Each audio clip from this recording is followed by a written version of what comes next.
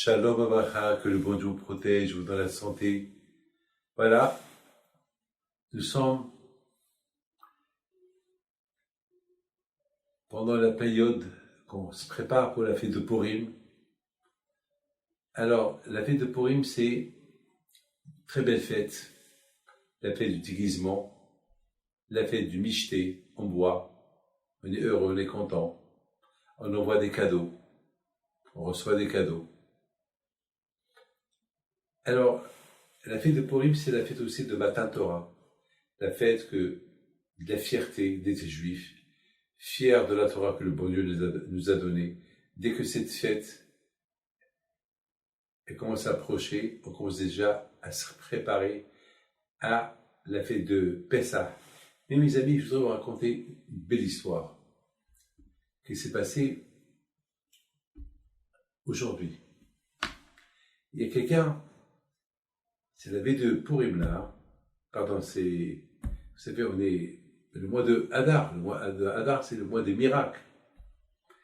Et de ce mois-là, on apprend que jamais le peuple juif ne peut être exterminé, ni par n'importe quel choix, parce que l'homme le plus puissant du monde, qui était Haman, s'il n'a pas réussi, alors aucun ne peut réussir. Avec sa peine du peuple juif, la Torah, elle est vivante, Hachem, il est vivant, et Am Israël, ils sont vivants. Donc on n'a pas peur. La émouna, la foi. Il y a quelqu'un de pauvre, il est très jeune, 32 ans. On lui apprend qu'il a la grave maladie. Il est parti pour faire un check-up, parce qu'il a un nouveau travail, et on demande son bulletin de santé. Et voilà, les médecins, ils étaient affolés, ils n'ont rien compris. Ils ont dit, monsieur, il a la grave maladie, et donc ils lui ont fait quelques tests encore. Ils lui ont dit, ça commence déjà à aller dans tous les sens. Le pauvre était dans tous ses états. Il m'appelle la semaine dernière, et le pauvre, il pleurait. Il est jeune, il a 2 enfants. Il est jeune, et sa femme, elle est jeune, plus jeune que lui. Et le pauvre, il ne savait pas quoi faire. Mais on était tous chagrinés. On le connaît bien, c'est pas possible. Et vraiment, je lui dis, mon fils, il faut avoir les mona à 15 jours, le pauvre, il pleurait. Alors j'ai les mona, oui, tu as les mona. Alors oui. Mais Ezrat Hashem, n'aie pas peur. N'aie pas peur. Ezrat Hashem, il me dit, n'aie pas peur de... Alors, on lui a dit, on va encore faire des analyses. On ne va pas savoir. Fais encore des analyses. Mais ne lui dis pas que je t'ai passé des analyses. Va avec la volonté d'Hachem. Il est parti dans d'autres laboratoires. Il a commencé à faire des analyses. Tout ce que les médecins venaient de faire. Bon. Un jour plus tard, il nous dit, les premières analyses sont très bonnes, pas de problème. Mais il faut qu'on fasse ça et ça et ça. Après, il lui dit, vous êtes bien, tout va bien. Il dit, mais messieurs, il y a un problème. Là, il prend l'enveloppe des premières analyses qu'il a fait. Il leur montre. Ils étaient comme des fous, ils n'ont rien compris. Ils ont dit, c'est pas possible. Pour nous, tu n'as rien du tout. On ne comprend rien. Ils ont commencé à se contacter entre hôpitaux, Aucun ne comprend rien. La 3e fois, il se fait les analyses, il n'a rien. Comment vous comprenez ça? Dites-moi. Eh bien, c'est ça la fête de Purim. Parfois, quand je vois il nous apporte des situations qu'on ne comprend pas. Venafuru.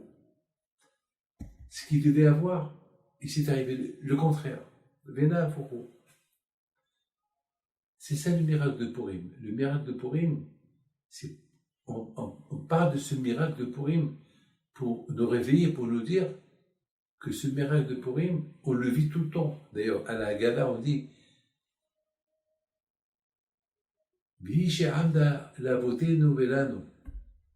combien on doit remercier Akadosh Baruch Hu et la Torah qui nous a protégés depuis tout le temps.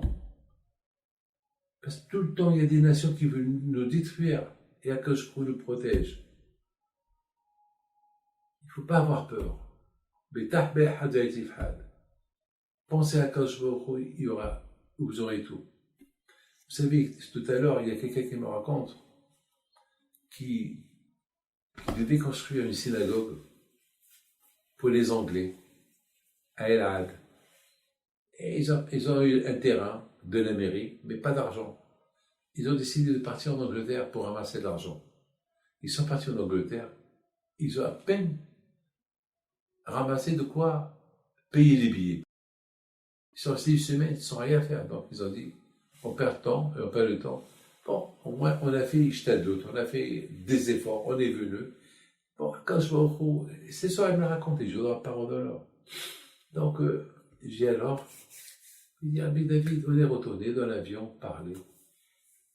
Et on parlait, comment, lorsqu'on a été, on est parti heureux, content, on a cru qu'on allait venir avec $600,000, ou bien avec 200, 300, moins, de quoi commencer la construction de la synagogue.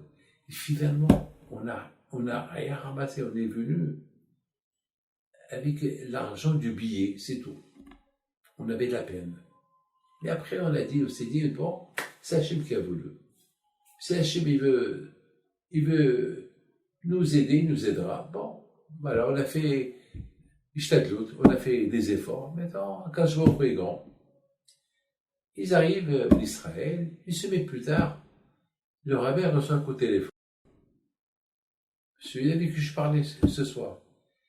Il lui dit, j'ai vu une affiche dans la rue, telle rue, qu'il y a une synagogue qui va se construire, mais je vois qu'il y avait une date depuis déjà 2-3 ans, comment ça se fait, c'est pas construit?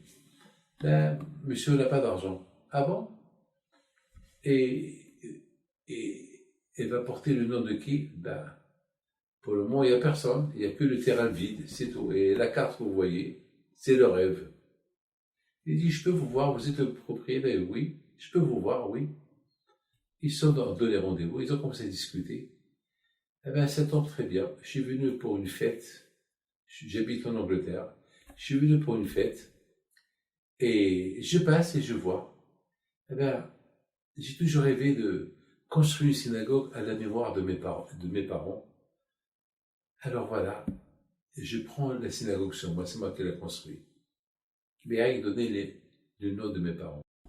Comment vous comprenez ça? Ils sont partis pour ramasser de l'argent.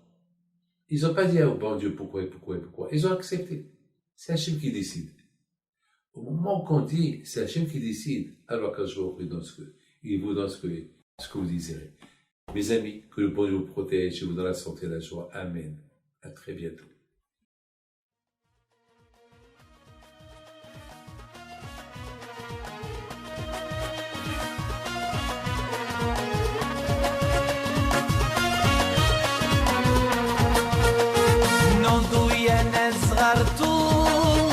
على ربيع حي بنتو وقف لنا زي خوتو يا وز خوت